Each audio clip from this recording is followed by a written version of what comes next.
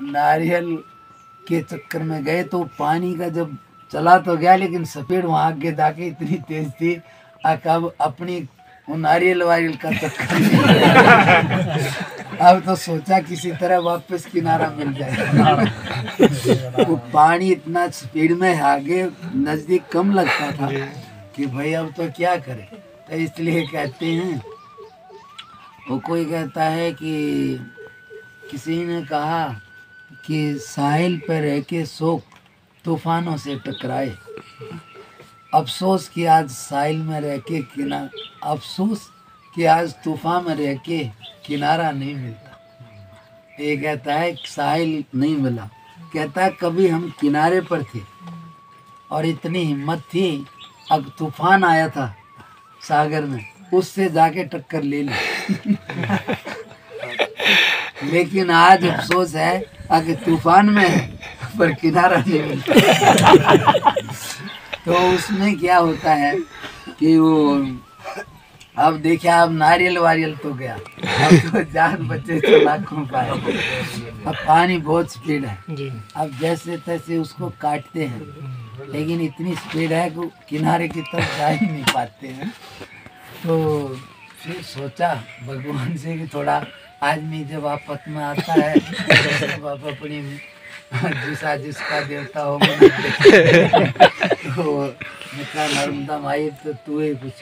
लेकिन फिर क्या होया, हम आ गए, तैरना आता लेकिन कभी कुछ हो नारी होती है कि नहीं तो कैसा भी आए पानी पर तो हम ऐसे ही पड़े रहें बिना हाथ पाए मारे, क्या अपने आप किनारे लग जाएंगे। लेकिन उस दिन कुछ भगवान ने दिखाना होगा, तो फिर जैसे तैसे करके भगवान से आ गए एक तरफ, लेकिन थोड़ा दूर है, लेकिन अभी सोच रहे हैं दूर है, लेकिन वो नज़दीक आ गए थे। मतलब ऐसे ही पाँव टिकाया तो पाँव टिक गए।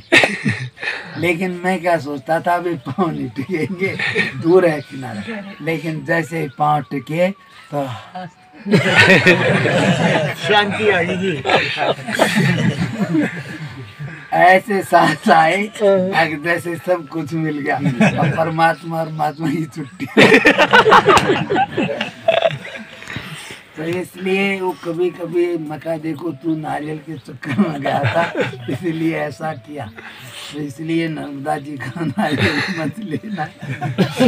इसलिए और बाद में कभी तो कितनी जगह है ना नारियलों के ढेर पड़े रहते हैं, और भी अभी तो खा ही नहीं सकते, दांत में फंस जाता है, कभी वो भी नहीं होता भाव भी के खा ले। लेकिन कभी की यह बात है, तो इसमें क्या है, किनारे की बात थी।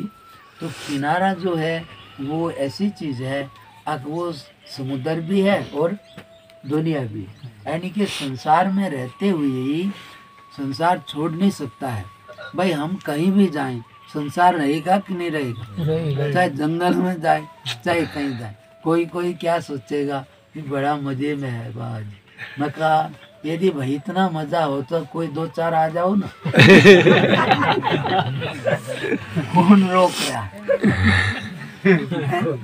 कोई रोकता है?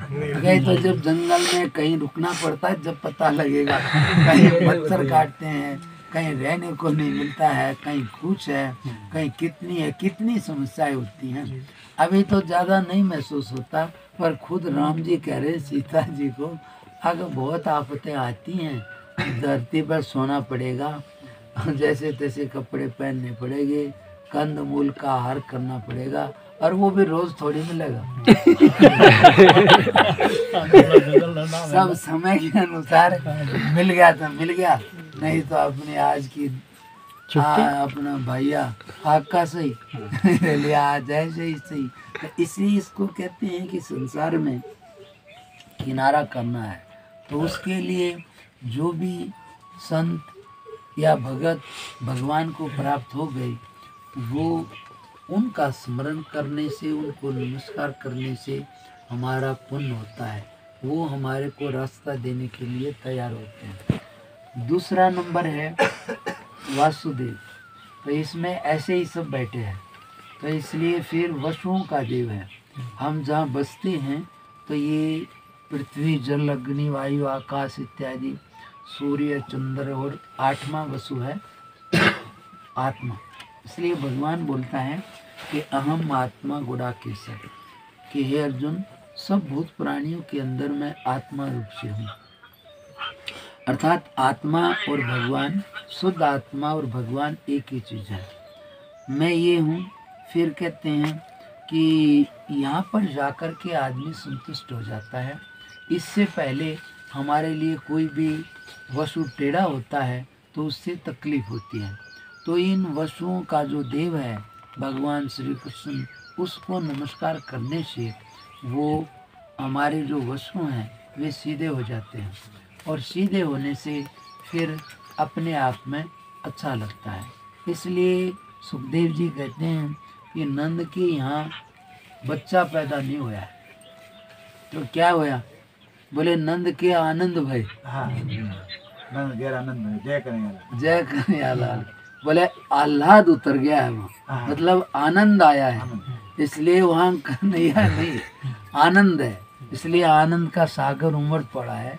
इसलिए आत्मा आने के बाद हमें किसी का बंधन नहीं रहता, लेकिन जब तक हम उस आत्मा पर नहीं पहुँचे हैं या नहीं पहुँच पाएंगे, जब तक ये पृथ्वी, जल, अग्नि, वायु, आकाश, इन सब की जरूरत पड़ती है। ये हमारे लिए टेढ़े हो जाएं तो हमें दुख तंगी आती है। हमें इसी में रहना है। ज़्यादा पानी हो जाए तब भी दिक्कत है, कम हो जब भी दिक्कत है, हवा इधर उधर हो जाए तब भी।